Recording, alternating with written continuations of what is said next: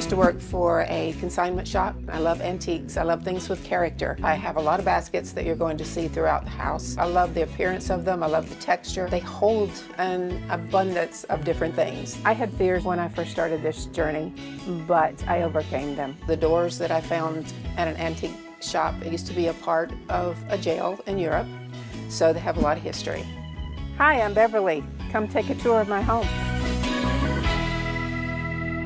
Welcome to my living room. This area is a bit serene because I can sit on the sofa and look out the window and meditate.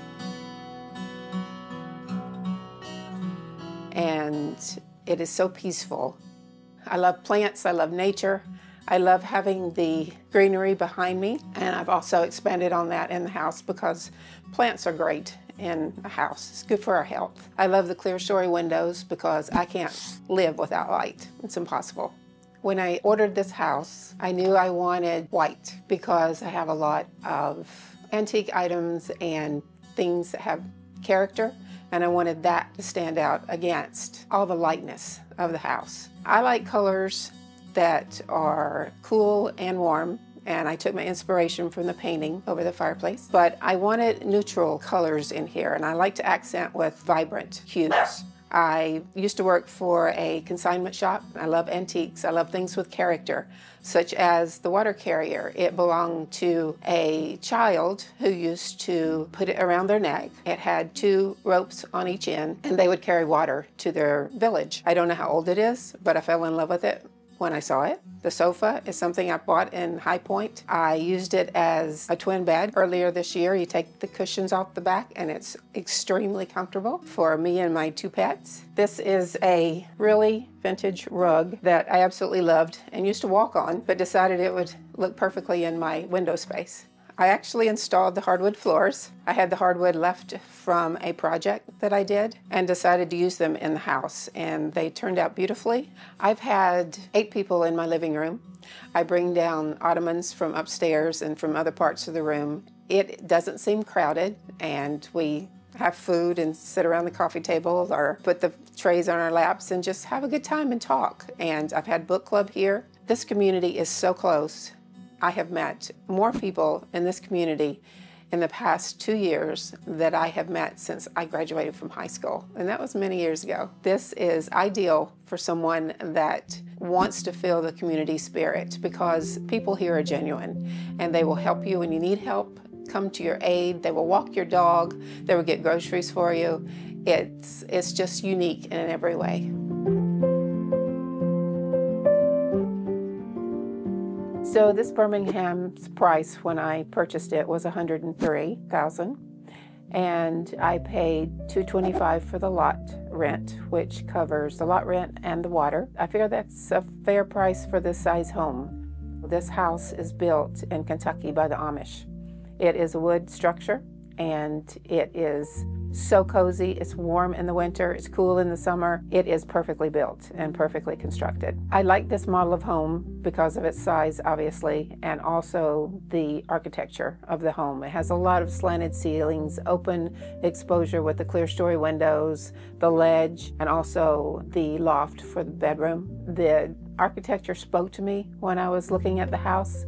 I did want the white walls, as I mentioned before, because I like to play off my furnishings against the white, and also the white bounces the light from space to space. This makes me feel comfortable when I walk inside. It feels like home.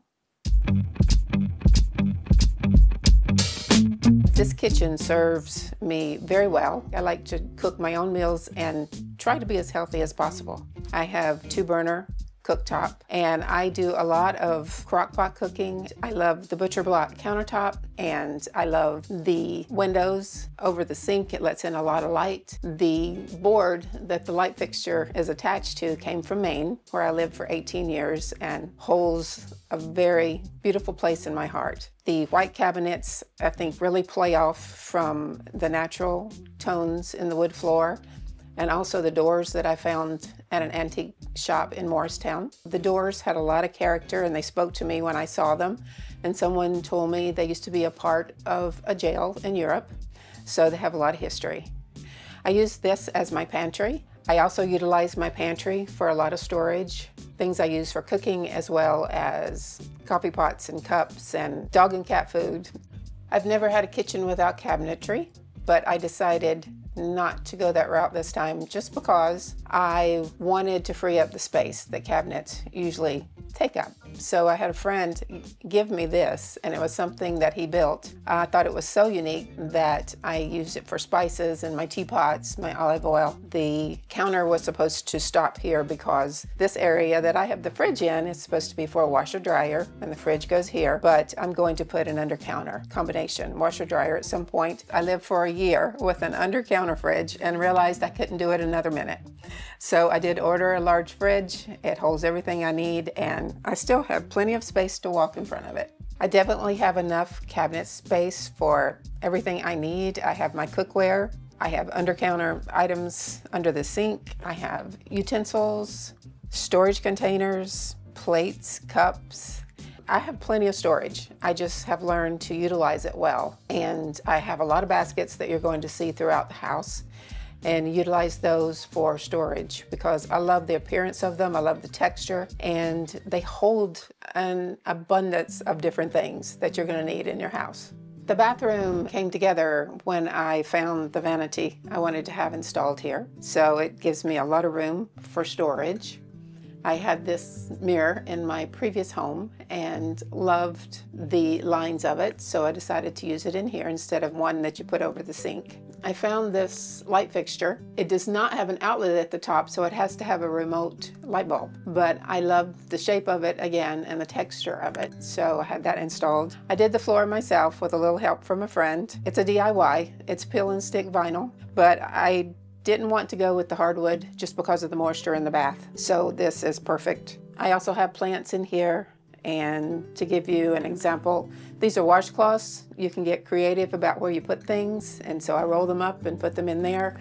I have Q-tips, and I have cotton balls in little containers, and toilet paper and toiletries in baskets. So depending on what you like, find containers that appeal to you and just use them. The clerestory windows go throughout and extend into the bathroom, which brings in a lot of light. With the light off, there's still a lot of daylight here. It's perfect. I love this architecture of this house. The storage area is the other side of the pantry, and I found the exposed wood here, the live edge, and used it for shelving for towels.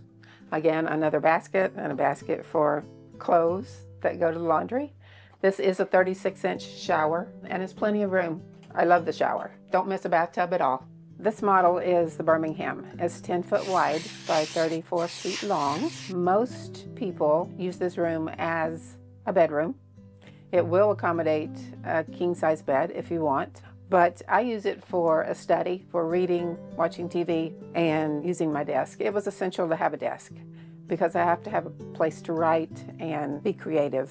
When I was downsizing, I knew that I had to bring that with me. Again, lots of light when you need it, and I have 2 mini splits in the house, one in the back, one in the front, and it keeps the house very cool and very warm. Because of the loft being above this room, the ceiling is a bit lower, and I left the natural wood because I just like the contrast of the color with the whiteness of the beams. That makes the room a whole lot cozier too. I use the open shelving in this area because I found it at a local big box store, and I really loved the color and the texture of it. And again, that plays off the open shelving in the kitchen and also the bathroom.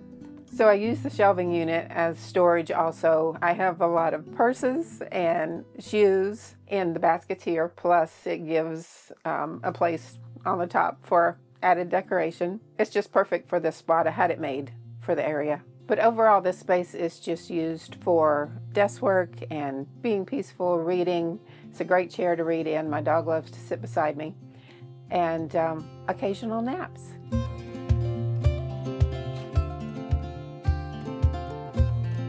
I had fears, of course, when I first started this journey, but I overcame them because I knew what I wanted ultimately. I realized I didn't want to have to be a caretaker to 2,000 square feet. So that began my journey on exploring tiny homes. To be relieved of all that yard maintenance and house maintenance and be able to downsize and just have things around me that are comfortable and that I love has played an instrumental part in my happiness. I am able to travel, I can hike, I can meet with friends, and I don't have to worry about a mortgage, which I did for many, many years. I decided this is my life and I wanted to live it the way that I choose, and I think I have made a success of that.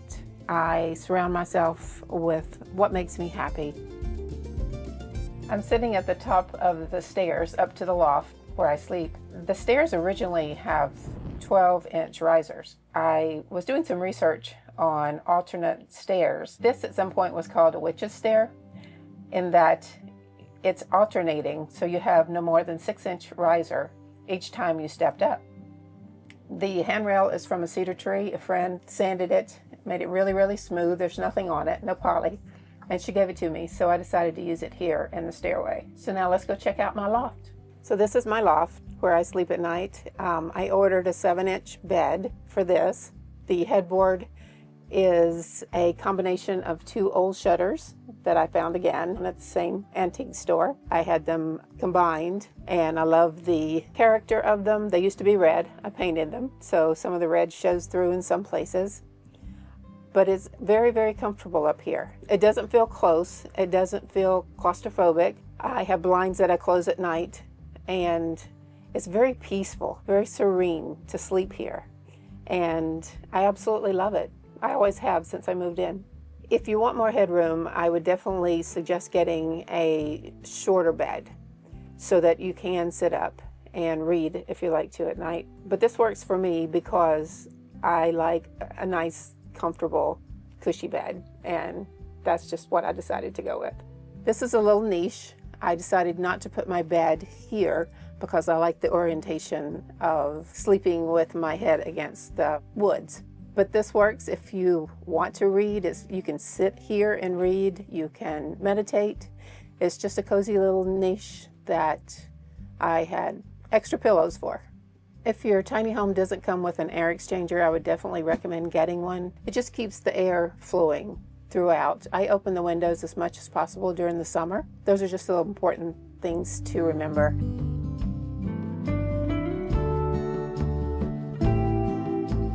This lifestyle has definitely changed my life for the better, and I highly recommend it for anyone that's looking for something different and something that is creating happiness every day. Thank y'all for watching. If you want to see more of this place, go to IncredibleTinyHomes.com.